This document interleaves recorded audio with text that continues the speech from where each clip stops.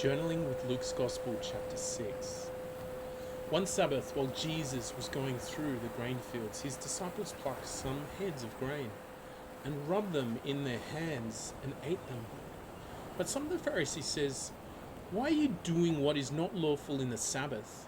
And Jesus answered, "Have you not read what David did when he and his companions were hungry?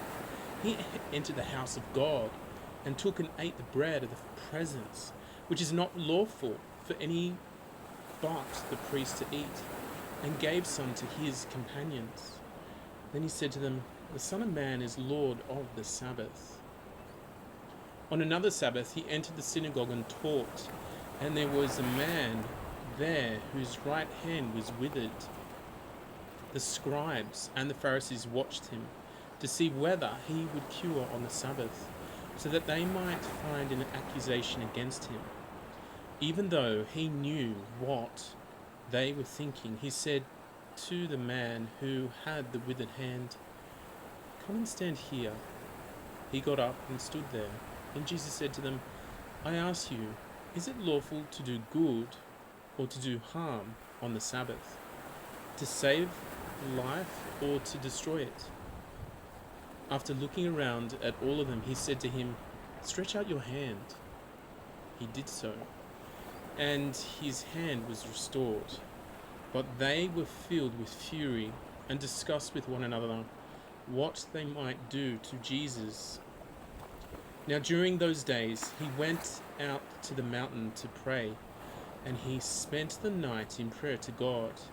And when day came, he called his disciples and chose 12 of them, whom he also named apostles: Simon, whom he named Peter, and his brother Andrew, and James and John, and Philip and Bartholomew, and Matthew and Thomas, and James son of Alphaeus, and Simon who was called the Zealot, and Judas son of James, and Judas Iscariot, who became a traitor.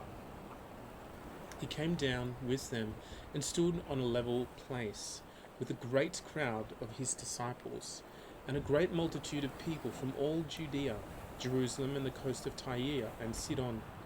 They had come to hear him and to be healed of their diseases, and those who were troubled with unclean spirits were cured. And all in the crowd were trying to touch him, for power came out from him and healed all of them. Then he looked at his disciples and said, "Blessed are you who are poor, for yours is the kingdom of heaven. Blessed are you who are hungry now, for you will be filled. Blessed are you who weep now, for you will laugh. Blessed are you when people hate you, and when they exclude you, and revile you, and defame you on account of the Son of Man. Rejoice in that day and leap for joy, for surely your reward is great in heaven, for that is what their ancestors did to the prophets.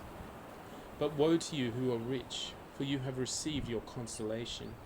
Woe to you who are full now, for you will be hungry. Woe to you who are laughing now, for you will mourn and weep. Woe to you when all speak well of you, for that is what their ancestors did to the false prophets. If you love those who love you, what credit is that for you? For even sinners love those who love them. If you do good to those who do good to you, what credit is that to you? For even sinners do the same. If you lend to those from whom you hope to receive, what credit is that to you? Even sinners lend to sinners to receive as much again. But love your enemies, do good and lend, expect nothing in return.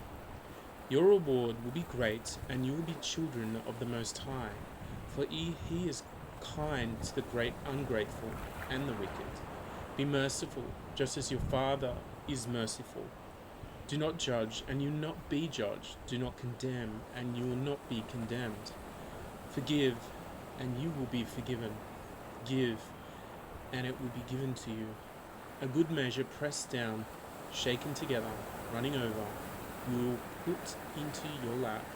For the measure you give will be the measure you get back. He also told them a parable. Can a blind person guide a blind person? Will not both fall into a pit? A disciple is not above the teacher, but everyone who is fully qualified will be like the teacher.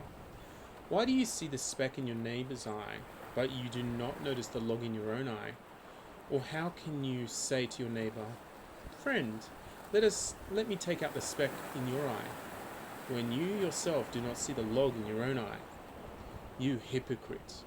First take the log out of your own eye, and then you will see clearly to take the speck out of your neighbor's eye. No good tree bears bad fruit, nor again does a bad tree bear good fruit. For each tree is known by its own fruit. Figs are not gathered from thorns, nor are grapes picked from a bramble bush. The good person out of the good treasure of the heart produces good, and the evil out of the evil treasure produces evil. For it is out of the abundance of the heart that the mouth speaks. Why do you call me Lord, Lord, and do not do what I tell you? I will show you what someone is like who comes to me, hears my words, and acts on them. That one is like a man building a house who dug deeply and laid the foundation on rock. When a flood arose, the river burst against that house, but could not shake it, because it had been well built. But the one who hears and does not act is like a man who built a house on the ground without a foundation. When the river burst against it, immediately it fell, and great was the ruin of that house. The Gospel of the Lord. Praise to you, Lord Jesus Christ. And so we just pause for a moment and reflect on today's Gospel.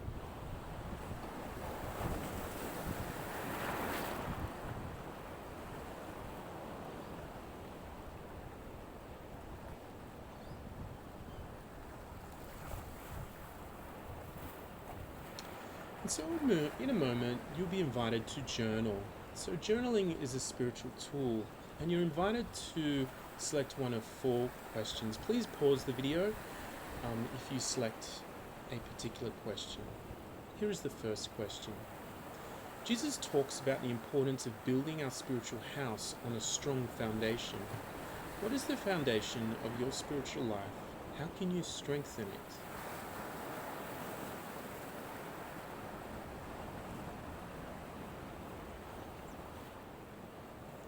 The second question. In Luke chapter 6, Jesus warns against the dangers of wealth and materialism. How can you cultivate a spirit of generosity and giving, even when it is difficult? How can you use your resources to bless others?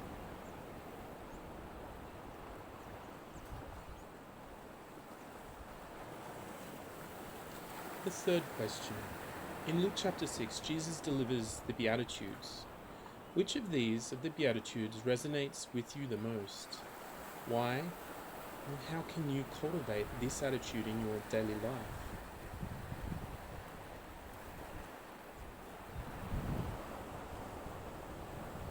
And the fourth question. The Beatitudes describe a series of blessings that come to those who are hungry, poor, and sorrowful. What do you think Jesus is trying to communicate through these blessings? How can you cultivate a spirit of humility and dependence on God in your life?